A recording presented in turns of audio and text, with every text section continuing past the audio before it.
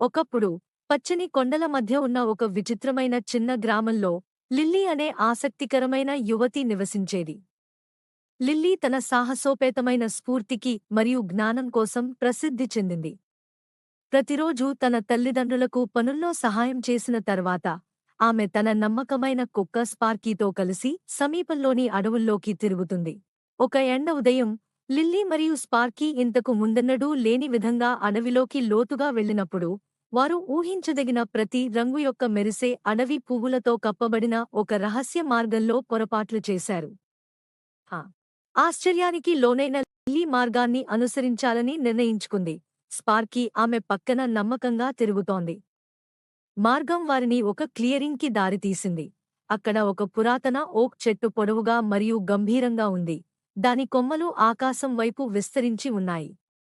ఓక్ చెట్టు కింద నాచు రాయిపై కూర్చుని దయగల కళ్ళు మరియు వెచ్చని చిరునవ్వుతో ఒక వృద్ధురాలు ఉంది. ఆమె తనను తాను అమ్మమ్మ విల్లో అని పరిచయం చేసుకుంది మరియు లిల్లీ మరియు స్పార్కీని తన పక్కన కూర్చోమని ఆహ్వానించింది. అమ్మమ్మ విల్లో తన గురించి ఒక మాయా ప్రకాశాన్ని కలిగి ఉంది మరియు ఆమె లిల్లీకి దూర ప్రాంతాలు, ధైర్యవంతులు మరియు తెలివైన తాంత్రికుల కథలు చెప్పడం ప్రారంభించింది.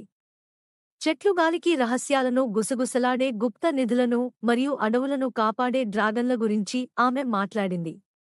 లిల్లీ గ్రాండ్మా విల్లో కథలతో ఆకర్షితురాలైంది. ప్రతి కథతో ఆమె ఊహలు పెరుగుతాయి.